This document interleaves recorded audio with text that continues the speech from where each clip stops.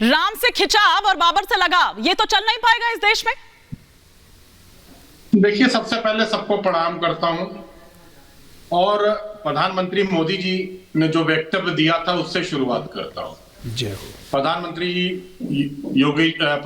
मोदी जी अयोध्या गए, बहुत अच्छा लगा। उन्होंने एयरपोर्ट का उद्घाटन किया, उन्होंने रेलवे स्टेशन का उद्घाटन किया और भी अच्छा लगा, बड़ी खुशी हुई। लेकिन उन्होंने एक बात कही जिस पे मुझे आपत्ति है, हिमानी जी। उन्होंने कहा हम लोग ने 4 करोड़ लोगों को मकान दिया, बड़ा अच्छा लगा। लेकिन उन्होंने कहा कि 7 साल हमने प्रभु राम को भी घर दिया। तो माफ करिएगा त्रिपाठी जी, अभी प्रधानमंत्री जी का कद इतना बड़ा नहीं हो पाया है कि वो प्रभु राम को घर दे सके। मुझे यहाँ आपत्ति।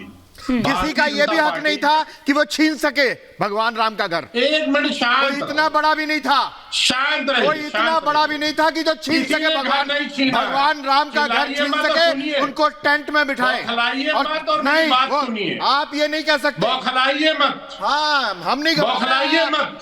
आपको बड़ा बुरा बौखला गए हिमानी जी, बौखला गए। सजी सजी अयोध्या, भव्य राम मंदिर का निर्माण आपको टॉलरेट नहीं हो पा रहा। तत्काल बौखला गए। हम क्यों बौखलाएंगे, आप बौखलाएंगे। बौखला तो गए आप, मंदिर वहीं बनाया, बौखला के बैठ गए, बौखला के बैठ गए आप, इसलिए बौखला। जब आपकी दुखती रथ पे हाथ रखा, कहा था मंदिर वहीं बनाएंगे, तो लगे मंदिर वहीं बनाया है। देखिए, कहा था ना, देखिए हिमानी जी, गोलियां चल रही थी, मैं जबरदस्ती किसी के बीच में नहीं रहे थे, मैं किसी नारे लग रहे थे, मंदिर यहीं बनाएंगे, मैं किसी के मंदिर वहीं बनाया है। ठीक है, ठीक है, और मुझे पूरा अधिकार है कि मेरे बीच में कोई ना बोले। ठीक है, ठीक है, मैं आऊंगी क्योंकि दुष्यंत नागर जी यहाँ पर कह रहे हैं कि उन्होंने गोलियां चलवाई और त्रिपाठी जी आपने उनको इतना बड़ा सम्मान भी दे दिया। एक एक करके एक बार जरा माहौल थोड़ा सा गर्मा गया है। त्रिपाठी जी, मैं आ रही हूँ, एक रिएक्शन लूंगी। एक हमारे साथ इस वक्त अनूप जलोटा जी जुड़ चुके हैं, सिंगर। एक बार जरा वो स्वागत जिस तरह से किया जा रहा है, वो प्राण प्रतिष्ठा और उसके अनुष्ठानों की जो शुरुआत हो चुकी है, एक जरा भजन यहाँ पर हो जाए क्योंकि तापमान जो है वो काफी बढ़ चुका है यहाँ पर, तो थोड़ा वो तापमान भी ठीक होगा अनूप जलोटा जी के इस भजन के साथ। देखिए, मैं जो गाने वाला हूँ इससे तापमान और बढ़ने की आशा है। अच्छा जी, क्योंकि मेरे मन में जो मेरे मन में है वो तो मैं गाऊंगा ही। वो ये है कि काशी बदली, अयोध्या बदली। सबको मालूम है काशी बदल गई, वहां के मंदिर कितना सुंदर बन गया। काशी बदली, अयोध्या बदली, अब मथुरा की बारी है। काशी बदली, अयोध्या बदली, अब मथुरा की बारी है। राम खड़े हैं लिए धनुष और मुरली बजने वाली है, मुरली बजने वाली है। सबको बता दूं कि मोदी जी ये अयोध्या मंदिर बनने के बाद शांति से बैठने वाले नहीं है। अब ये मथुरा वृंदावन को ऐसा ही बना देंगे जैसे उज्जैन को बना दिया, जैसे काशी को बना दिया, जैसे अयोध्या को बना दिया। क्योंकि हमारा देश राम, कृष्ण और शंकर के लिए जाना जाता है। जब उसके लिए जाना जाता है तो फिर उस और काम क्यों ना हो, बिल्कुल होना चाहिए और बड़े भव्य ढंग से हुआ है। और अगर हमारे मोदी जी ने कहा है कि हमने 4 करोड़ लोगों को घर दिया और राम जी को भी घर दिया, तो कितनी मजेदार बात है ये कहने वाली कि जिसके नाम से भारत जाना जाना चाहिए उसके पास घर भी नहीं था रहने के लिए। ठीक है, बताइए। हाँ हाँ, नहीं वैसे आपने ठीक कहा था, कर्तव्य था। जलोटा जी आपने बिल्कुल ठीक कहा था कि जो आप कहने जा रहे हैं उसके बाद तापमान बढ़ जाएगा, तापमान कम नहीं होगा, ठंडा नहीं होगा।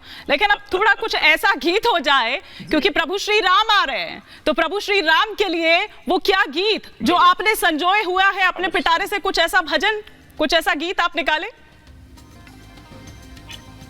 अवश्य सुने। देखिए, मोदी जी ने कहा है कि 22 तारीख को आप लोग अयोध्या ना आए, भारतवासियों को बोला है वहां बहुत भीड़ होने वाली है, दर्शन तो 27 तारीख से खुलेंगे। तो मैंने उस पर ये लिखा है कि आज मनुष्य को अपने घर में ही अयोध्या, अपने मन में अयोध्या बनाने की आवश्यकता है। उसके दर्शन कीजिए और जब मंदिर के पट खुल जाएंगे जो जाके दर्शन कीजिए। ये है लिखा हुआ, हृदय बना लो भक्तो अयोध्या धाम रे, हृदय बना लो भक्तों अयोध्या धाम रे, आके बसेंगे उसमें सीताराम रे हो, आके बसेंगे उसमें सीताराम रे, मंदिर में पूजन कर आठों याम रे, आके बसेंगे उसमें सीताराम रे। ऐसे मंदिर की आवश्यकता है आज बनाने की। बहुत शुक्रिया अयोध्या अनूप में जलोटा जी, बहुत शुक्रिया। बहुत ही खूबसूरत गीत भजन जो यही आपने गाया है यहाँ पर, और बिल्कुल एक ऐसा ही जो हर्षोल्लास जो है और ऐसे ही पलक पावड़े बिछाए वहां अयोध्या वासी जो हैं वो इस वक्त बैठे हुए हैं। और सिर्फ अयोध्या वासी क्यों बल्कि पूरे के पूरे देशवासी और दुनिया से भी अलग अलग आप देखिए तो वो भी तस्वीरें जो निकल कर आ रही है वो वाकई जी जी अनूप जी वो वाकई तारीफ काबिल है। बहुत शुक्रिया। मैं जानती हूँ कि आपकी भी व्यस्तता है, मैं जानती हूँ कि आपकी भी व्यस्तता है। बहुत शुक्रिया अपना समय हमें देने के लिए। एक बार जरा मैं शिखा का रुख करूंगी अयोध्या में, फिर मैं राकेश त्रिपाठी जी का रुख करूंगी। शिखा, क्या कह रहे हैं अयोध्या वासी?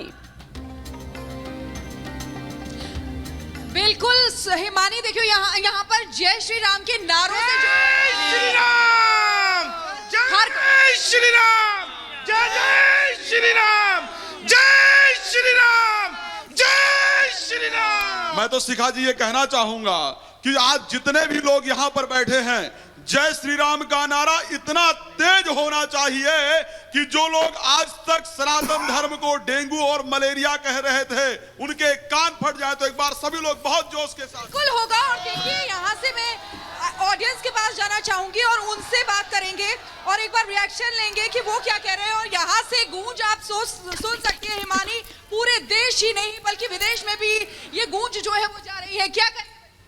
जय श्री राम। तो देखिए यहाँ पर जय श्री राम के नारे लग रहे हैं, आप क्या कहेंगे, कैसा लग रहा है? बहुत अच्छा लग रहा है। आप क्या कहेंगे? बहुत ही अद्भुत, बहुत अच्छा, बहुत ही कहना चाहते हैं?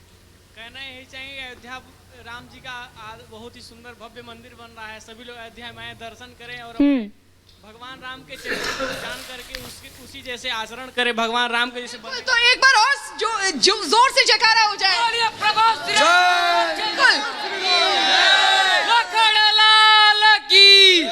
पवन सुत हनुमान की, सरजू मैया की, ठीक है, माता की। ठीक है, लौटूंगी शिखा आपके पास। राकेश त्रिपाठी जी से मैं उस सवाल का जवाब यहाँ पर ले लूं जो दुष्यंत नागर जी ने यहाँ पर उठाया। दुष्यंत जी ये कह रहे थे कि पद्म विभूषण पुरस्कार भी तो सम्मान भी तो नेताजी को आप ही ने दिया था जिन्होंने गोलियां चलवाई थी।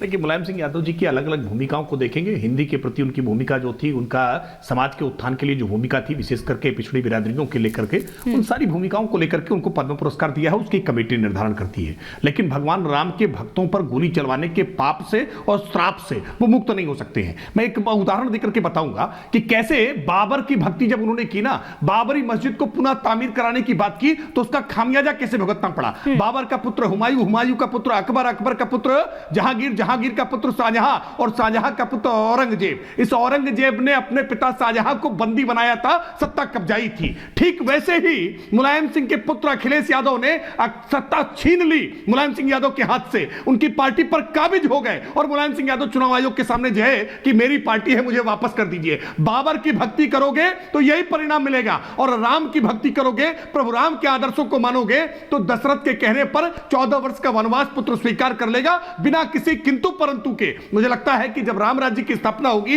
प्रभु राम का मंदिर बन जाएगा, तो ये आदर्श लोगों के मन में आएंगे। फिर किसी मुलायम सिंह को निर्वासित नहीं होना पड़ेगा, किसी अखिलेश यादव के अंदर हिम्मत नहीं होगी कि अपने पिता से उनकी बनी बनाई पार्टी को छीन ले। मुझे लगता है ये आदर्श, ये सबक, ये भगवान राम के मंदिर बनने के बाद समाजवादी पार्टी को भी समझ में आएंगे और यही भाव कांग्रेस पार्टी को भी समझ में आएंगे कि कैसे राहुल गांधी के परिजन मेनका गांधी जी और वरुण गांधी जी को बाहर का रास्ता दिखाने का काम किया था, वरना भारत की तरह से खड़ांगू रख करके शासन चलाना सीख लेते। अगर परिवार की कल्पना सीखनी है तो प्रभु राम से सीखिए कि कैसे आदर्श उदाहरण स्थापित करने का काम करते हैं। प्रश्न कर रहे हैं दुष्यंत जी आपसे। वैसे दुष्यंत जी प्रश्न तो